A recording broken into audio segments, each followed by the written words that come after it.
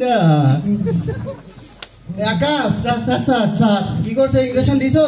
Sir sir দিতাস হায় হায় আকাশ, এটা কি করছো তুমি? স্যার স্যার স্যার সমস্ত শরীর ফুরা ফুরা করে ফেলছো।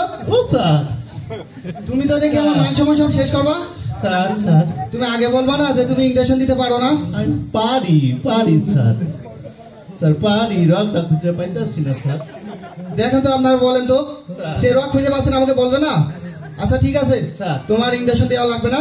তুমি এক কাজ করো, ওকে একটা সেকলো সিরাপ গুলো খাওয়াই দাও, ঠিক আছে? ঠিক আছে স্যার ঠিক আছে ঠিক আছে ঠিক আছে বাই আই বাই ভাই হ্যাঁ ডাক্তার সাহেব যে সেকলো সিরাপ দিল, দেখি ব্যথা ভালো হবে?